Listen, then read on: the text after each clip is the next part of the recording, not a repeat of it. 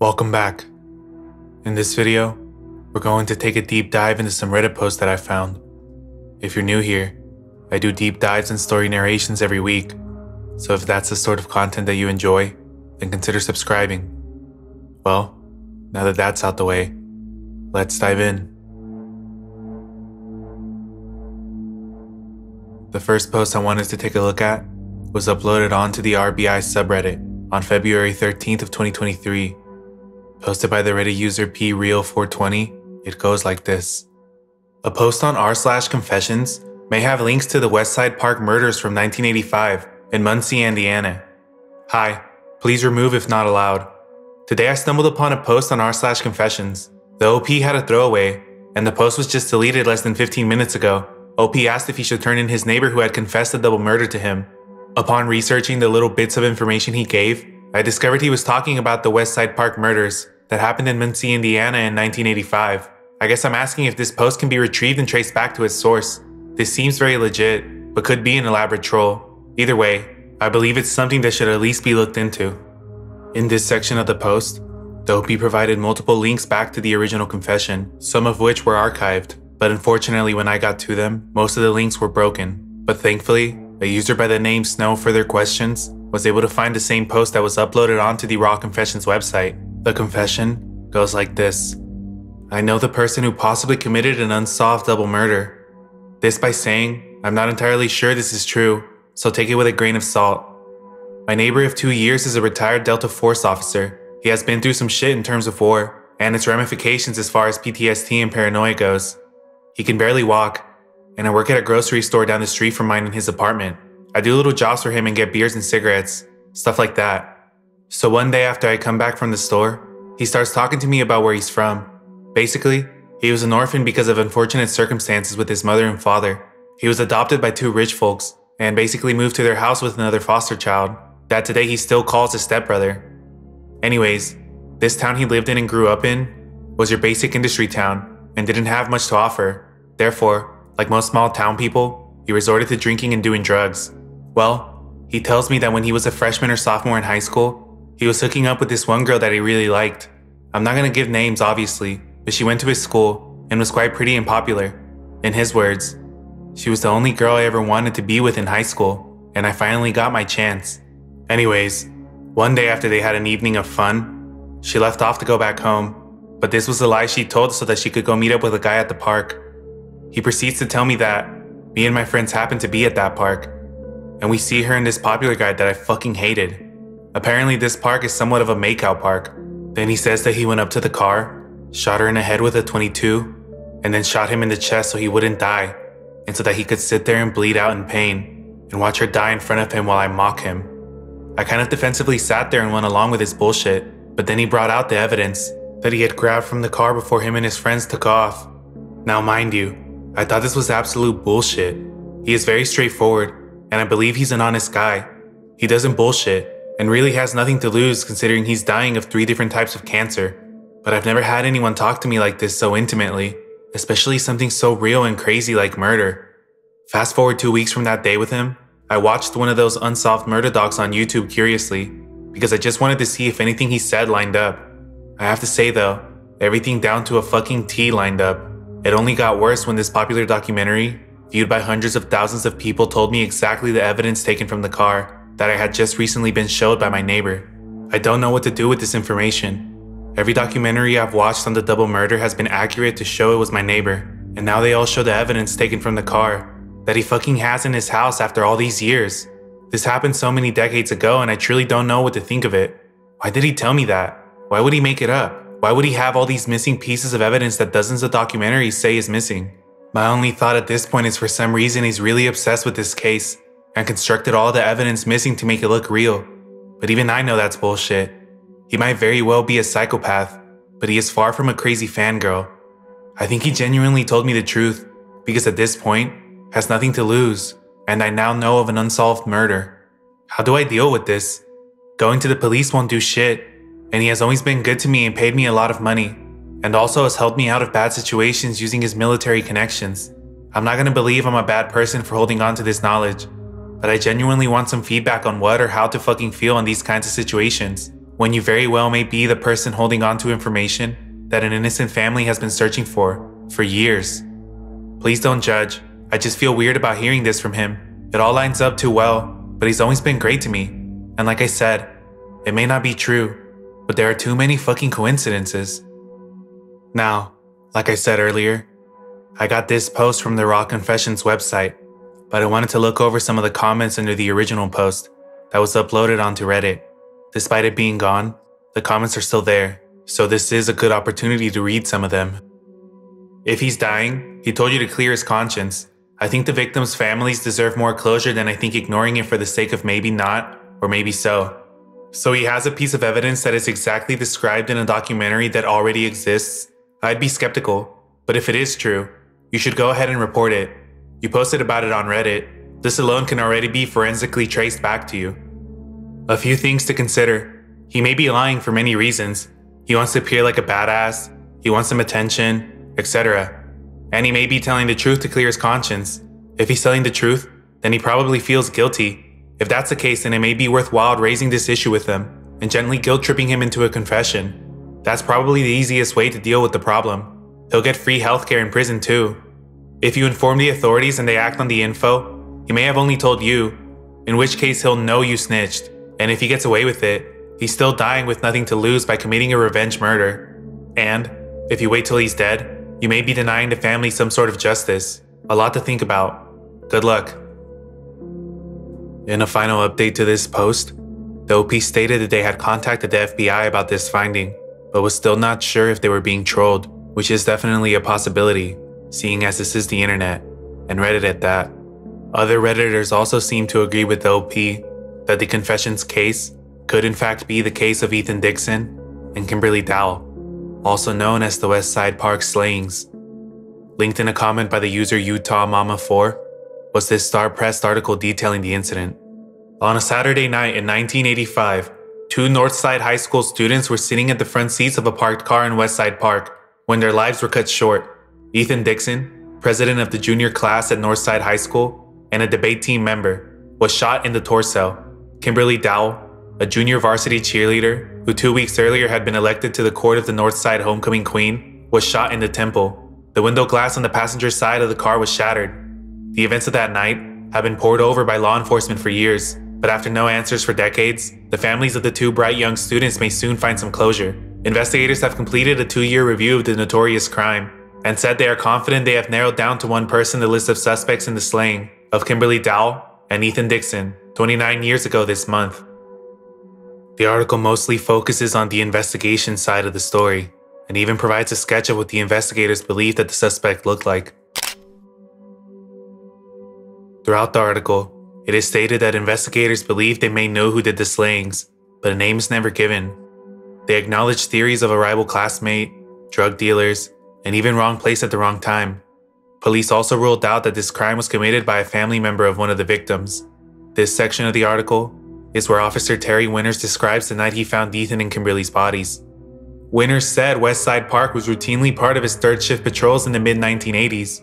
He would drive through the park, sending the occupants of vehicles he most often found parked there on their way after the park closed for the night. That September 28th, Winters saw several vehicles and was preparing to clear the area when he received a call about a loud party at Colonial Crest Apartments, more than a mile to the west. The patrolman began to drive away from the park, but he never made it.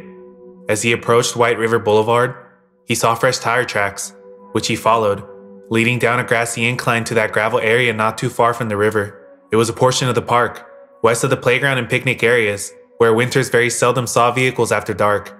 It seemed unusual, Winters recalled. I wasn't sure what was going on. Winters approached Dixon's car from behind, his squad car's headlights shining into the parked vehicle. From behind, he observed people, but no movement in the car's front seats. The car's engine was running.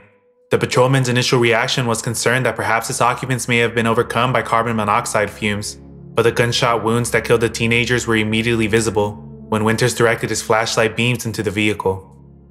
The article goes on to describe how the police closed off and searched the area. Commenters tried to find out who this mystery neighbor was, searching through old yearbooks from Ethan and Kimberly's class for somebody resembling the sketch, and even going through the list of Delta Force members, but eventually concluded that the neighbor most likely lied about being in the Delta Force. I did keep seeing the name Jimmy pop up, and many believe that he may have been the killer, though he has never been formally charged. A link to the Crime Capsule website has a section in which they had attempted to contact a man named Jimmy Swinley, who was in prison for an unrelated murder, asking him if he had done the slayings and why he had told people that he had, but Jimmy didn't respond, leaving everybody at a dead end. Inmates falsely confess to crimes they didn't do all the time, and to add to that, so do regular people. We don't have a name for the original user of the confession, or the neighbor, so everything is really just speculation. It could be that Jimmy and the neighbor are both lying about who the true killer is, and the real suspect is still out there. Or, one of them could be telling the truth, in which case I really hope that it was Jimmy, and not the neighbor, who is now telling the story while a free man. From that article, it sounds like they have a pretty good idea of whom did it, but not enough evidence to arrest them, and that it wasn't someone who went to high school with them. I'm pretty sure they're talking about Jimmy. Don't remember his last name. He's the dude locked up right now that they think did it. Only problem is, his DNA wasn't on the holster.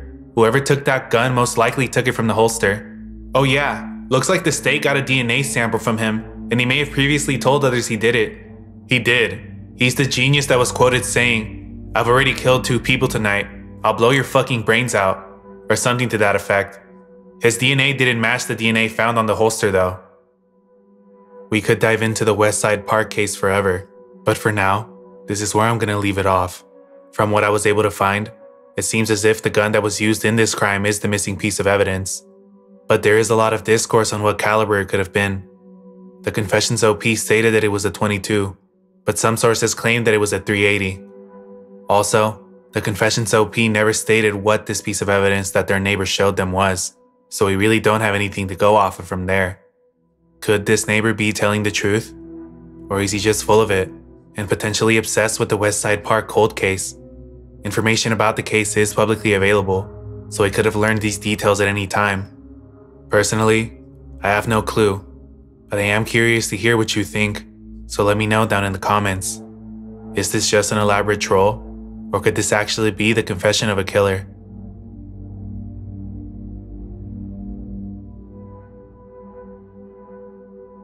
This post is one that I found on the r/paranormal sub. It was uploaded by the user Wigged Hiker Throwaway over 8 years ago on January 9th of 2016, and our story is pretty interesting. Me and a friend found this creepy statue while hiking, and now strange things are going on. Anyone know what this is? Last weekend, my friend and I went hiking in Catskills, near Sundown Forest, and found this really creepy statue while fucking around in some caves. It has nails in its eyes and a noose around its neck. Looks like it might be old. I don't think it's been there very long, but it's weird because this cave was way off the trail. Somebody had a fire in there not too long ago. The OP also provided these pictures of the creepy statue.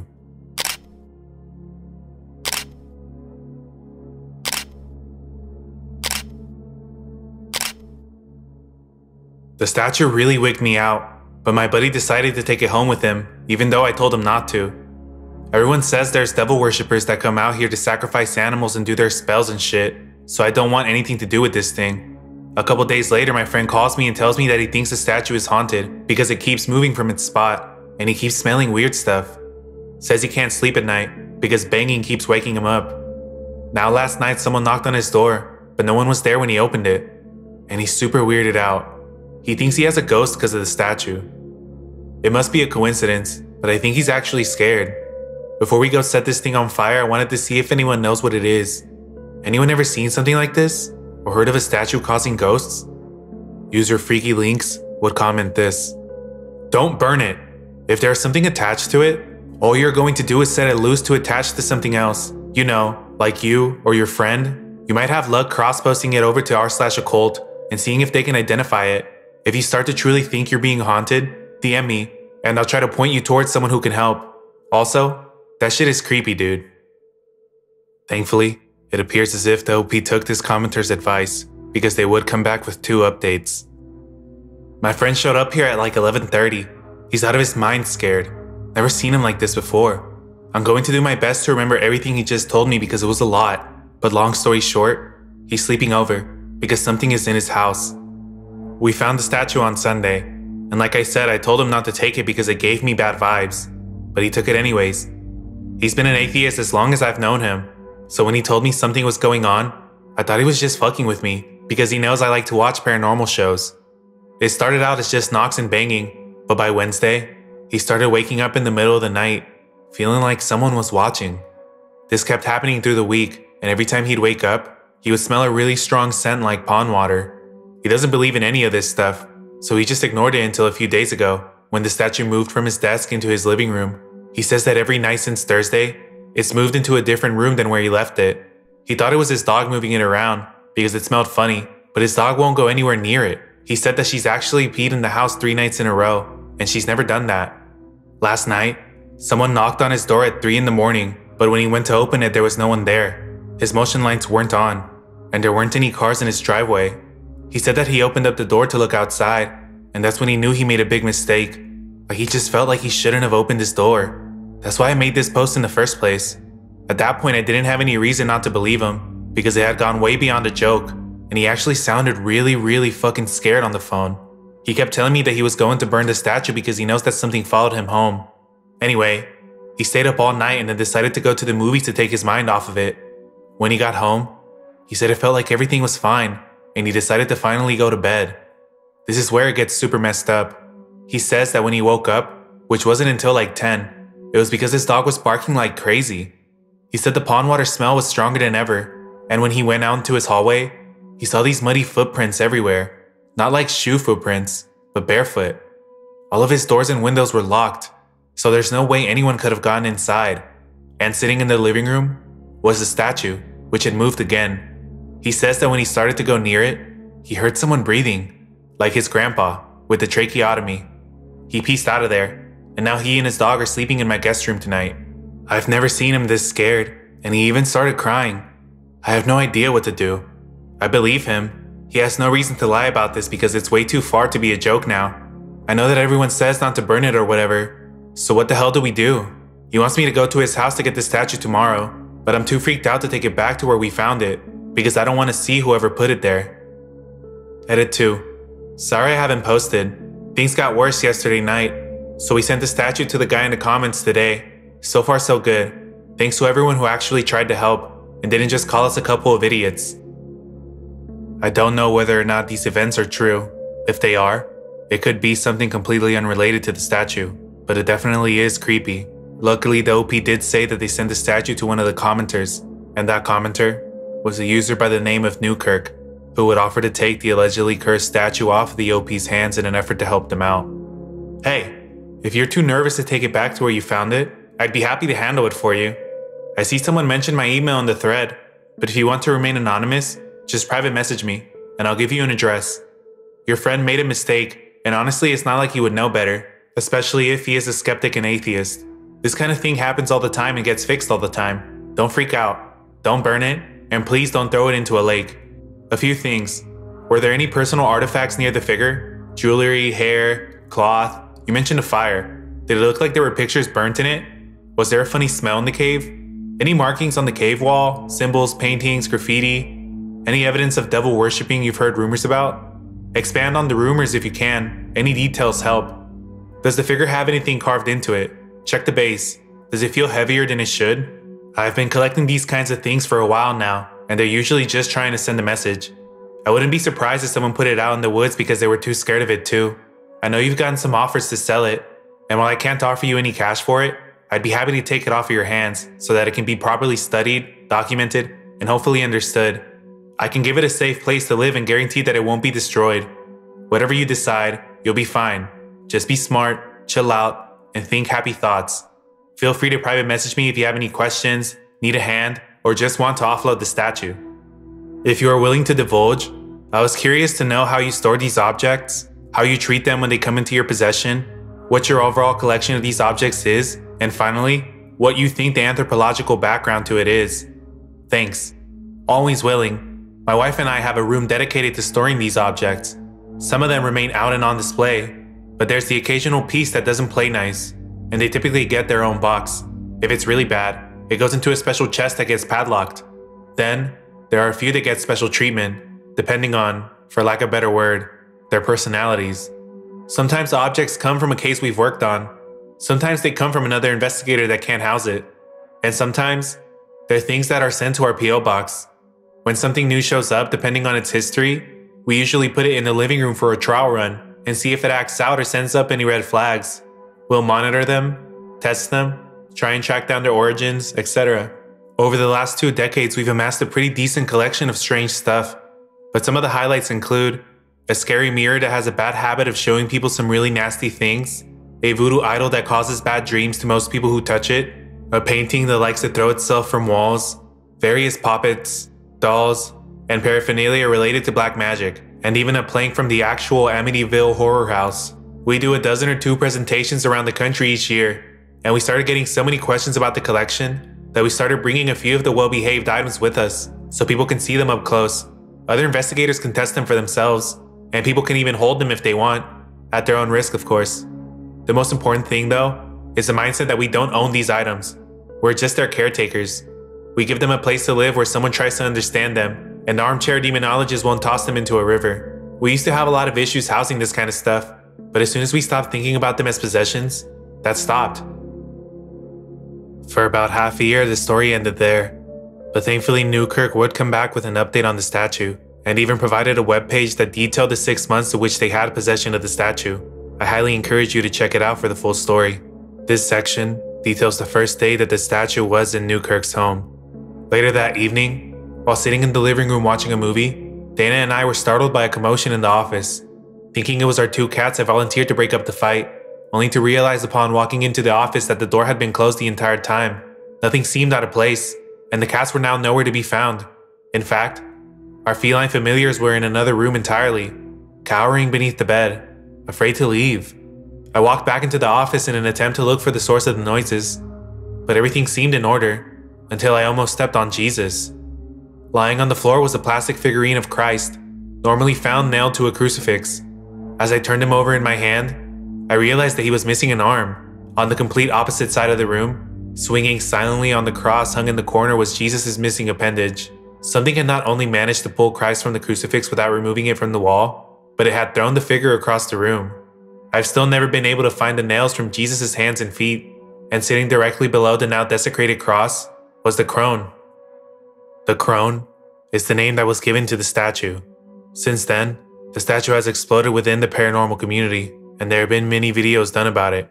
There is even one video where the statue apparently moves, though I will not play it due to copyright. I like this story because it started on Reddit and quickly became a sensation amongst the paranormal. Maybe Newkirk saw this as an opportunity and took his chance to capitalize on it. Or maybe the statue really is cursed. Luckily for Winged Hiker, they won't have to worry about it scaring their friend or them anymore. User Marble Bulldog 7 took to the RBI subreddit on July 17th of 2016, pleading for help in figuring out the identity of a person who is harassing them at their child's grave. How can I find out who is leaving creepy and threatening notes at my child's grave? I'm writing this post to vent, but also to see if anyone has advice on how to handle the situation. I'm located in Scandinavia, with rather strict laws concerning surveillance cameras. Otherwise, I would have gone down that path long ago. The situation? My wife and I lost our child to cancer 1.5 years ago. Our child was then a toddler. This of course left us devastated, and our way back from the darkness wasn't easy. We gave our daughter a very beautiful grave, and visiting it daily helped us through the grief. But then we started getting notes, written on a computer, not handwritten. Nasty notes about us, mainly me though. Sometimes threats, and also expressing hopes that the child my wife is now expecting also dies. Someone broke the wings off of the angel on the gravestone, destroyed the flowers, etc. I have no idea who this is. To my knowledge, I have no enemies, and neither does my wife. How can I find out who it is without breaking the law? Sometimes I get the feeling that perhaps it is someone closer to me than I realize. The reason that is when this first started, the notes always appeared in connection to us letting people know that we had been visiting the grave. If I went there on Monday, and for example posted on Facebook that I visited the grave and planted some beautiful flowers, that note would be there the following day. It felt like a pattern, but could have been coincidental. This is driving me insane. My wife, pregnant and sensitive as she is, can't visit the final resting place of our first child without fear and anger. I get very upset, of course, but I'm more infuriated. I want to know who is doing this. All advice is very much appreciated. Maybe one of you can think of something we've missed. Most people would just set up a camera and wait, but unfortunately for the OP, in Scandinavia it's a little more strict. In general, it is not allowed to use video surveillance outside of your own home or property. If you use video surveillance to monitor areas outside of your home or property, you may need to comply with the rules of the General Data Protection Regulation and the Swedish Camera Surveillance Act. I would say you can't just set up random cameras in the USA either, but it appears as if in Scandinavia, you could get into more trouble more easily, which is likely why the OP doesn't want to risk it. Luckily, the OP would follow with an update in the original post not long after. Update. Some have asked us to do a list of suspects. We tried really hard to think of anything that could be an issue, and this is what we came up with. L. In my previous workplace, L was a coworker who claimed that I got promoted because I had a kid on the way, and was pissed about it, but that was years ago. B. Before I met my wife, I dated B. We had a good relationship. I saw no crazy in her, but she wanted to have a child-free life, and I love children, so we parted ways, and it was a mutual decision. She also moved to another town, but since you guys have asked me to do a list of exes, I'll also do that. E. E is my wife's ex. She dumped him for me, but he is now married, so we should have gotten over that. V. When we installed our new kitchen, we hired a polish guy to do some of the work. Sadly, language barriers made it hard, and we ended up having lots of problems. In the end, I had to let him go and find someone else to do the job. He was really angry, but surely that's no reason to stalk us now. C. C is not on my Facebook, but I'll list her anyways because she is a weirdo. She lived next door to us before we moved, but she had a very, very sick dog. So sick that it cried when it tried to walk. It was skin, bones, and misery on 4 legs. Sometimes it fell down and couldn't get back up. My wife reported that, and we never saw the dog again. C was a strange person, not mean or nasty to people, but odd. And Nurse A. She was the nurse at the hospital that treated our daughter, also not on my Facebook. We made a complaint about her after finding out that she didn't give our child the pain medication at the right times, but waited too long to administer them. We weren't rude, we didn't shout or anything. We just wanted the best care for our kid. Also, when our child wished to go to the kennel and play with the puppies, we did that. But Nurse A said we shouldn't because of our child's state. We went anyways and she was pissed for the rest of that weekend. This is all we can think of. Even if it was in 2016, it makes me sad that the OP and their partner had to go through this. But here, the OP gave us 6 potential suspects. Personally, I lean towards the possibility that it could have been one of the exes, as an ex would be more inclined to stalk and take it to this level, having already had that personal relationship with the OP or their partner. In a second update on the original post, we would get the first translation of one of the letters. Update 2. This is a translation of the latest letter, from the 12th of July. I have translated it with grammar, spelling mistakes, sentence structure, and all. You should be glad that your child died, so she won't grow up with you both and live with you. It's better, and I wish the new baby don't live too. I hope your wife falls on the stairs and the ugly baby dies. It would be better. Company for your first baby. Maybe she eats something with razor blades and cut her belly open. I don't think that the child under the dirt here was a good person either. I think it was a bad person, and she died because it was good that she died. I applaud it when people that are bad die. And I have advice. 9mm, and your pain stop. Easy, easy. I am not evil, I'm normal, and I do this because I like it, and I don't like you. And I smile when I think that you're hating this. How do you like my arrangements on the grave? I like it much better this way. Don't be so negative. Eventually, the OP would give us another translation to another letter. I haven't had much free time today, chaos at work, but I translated one of the letters previously found on the grave.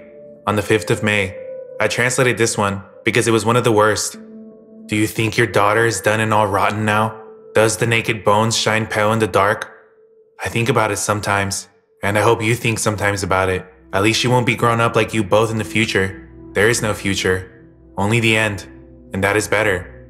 New baby will also be sick and die, and rot next to its skeleton sister, and they will all be dead together. I'll wait for it. It sings inside my soul when bad are suffering, and I feel triumph and happiness when it happens, and it is the best way. Wishing the worst for both of you. Soon it's coming. Do you guys think this is a male or female writer? How can one tell? User Reddit RW would say this in the comments. I'm no psychologist, but this latest letter seems to not be written to you and your wife. Only you. I doubt the person knows your wife well, but sees her as a symbol and a way to hurt you. Notice that harm is wished on your wife. but as a way to strike fear and suffering in you. There is nothing in the note that suggests the opposite, that harm will befall you, therefore making her suffer. This is someone who probably has to assert their normalcy. I would even guess that they have been seen by a professional based on the second to last paragraph. This is a person who is deranged. They can believe that small and even unborn children are bad, and extrapolate that they deserve to die. I am not convinced this is a Facebook friend. This is someone who is really sick and knows your personal details. Have a look into the current circumstances of the Polish worker and the nurse. Has the latter lost her job and probably blames you? Has the Polish worker had a difficult time lately and in his mind blames his recent failures on you? I agree with another person on this forum. What does the spelling and syntax tell you? Native speaker, educated or not? It's hard to tell with the translation. The nurse was the first one that jumped out to me from the list, as it is a profession that allows a certain degree of power over vulnerable people. It can attract some really troubled individuals, and the withholding of pain meds is a huge red flag. In my opinion, I think checking to see if she is still employed at the hospital would be a good idea. I applaud it when people that are bad die. Seems a bit like someone who is either older or has seen a few deaths, which might be a vote for the nurse. I too was leaning towards the nurse, but it seemed to remain a mystery until on September 2nd of 2016, when the OP cross-posted on the r/advice and the RBI subs with what may be the potential answer. Hi all. It's been a while since I updated, and that's because not much has happened. Also, the constant messages where people with or without providing an explanation feel the need to accuse and berate my wife got a bit too much. Some were written in a civil enough way, some not so much. Anyway, it's time for an update, since many of you have asked and I finally got something to report. On the 27th of August, we decided to visit the grave together. My wife rarely goes there anymore in fear of what she might find, and as we are on the way to the place where you can borrow a vase for the flowers, fill the water and such, I spot a familiar face. It was C, our ex-neighbor with the suffering dog. Of course, she may have had a grave there to visit too, even if she doesn't live in the same town as us anymore. She must have arrived shortly after us and came walking in our direction, but slightly from the side. She was very suntan, as if she had just returned from a vacation, and the moment she caught me looking at her, she turned around and walked out. I followed her, intending to talk to her, to see if she seemed rational, or if she showed any sign of guilt. But she was gone when I reached the parking lot. This is no proof, I'm aware. I scanned the entire graveyard for the stone with her family name on it, and found nothing. Our child's grave was not touched this time. This week I've been in contact with the office that can forbid people to keep pets if they have shown cruelty to animals in the past. Turns out that she had one of those issued to her, dated shortly after my wife reported the case of her dog, and it was put down. She had been warned before, but it was the dog thing that closed the deal, as I understand it. Motive enough? Or am I being paranoid here? It's tricky. She could have a valid reason to be here, and walked out when she saw us because she disliked us, but it could also be more sinister. The top comment under this update came from a now deleted user. It seems to me that it very likely is the neighbor. She feels you took her dog, her baby from her, and seems to be retaliating. I commend your wife for reporting the dog. I can't stand to even think of animals in pain. Your wife did the right thing. The neighbor was selfish and deluded by keeping the dog alive in such horrible pain. She could be selfish and deluded by doing this to you as well. There's no reason she should have left when she saw you otherwise. I hope the best for you and your family. We don't know for sure whether or not it was the neighbor, but this theory seems very likely to me as well. And as one of the other commenters said, this was likely somebody who already had problems. And like the OP had told us before, the ex-neighbor was already somewhat odd. The last update that we got on the situation was a comment from the OP that went like this. Thanks. Very helpful with the trip alarm system. Since we spotted C while visiting the grave, nothing new has happened, but we still think about it all the time. It's always on our minds. Who's doing this? And is it really over? We also worry that the arrival of our new baby may trigger a new response, so we make no baby posts on Facebook or any other social media. And we notice who we start to think twice about before telling people any information. My wife also refuses to visit the grave on her own. It's a really upsetting situation, but we're very grateful for the support. Maybe now that they were spotted, the OP's neighbor feared that they could actually get in trouble now. There are some sick people out there who will hold grudges and take being petty to the next level. I'm just glad that this nightmare is somewhat over for the OP. Let me know if you also think it was the neighbor down in the comments. Every article and Reddit post I used to make this video is linked in the description. Shout out to every cool crew member who helps make these consistent uploads possible. You can also join by becoming a member, but also, your support by simply subscribing is greatly appreciated. That's all for this video. Let me know if you have any internet mysteries you might want me to dive into. And as always, thanks for watching.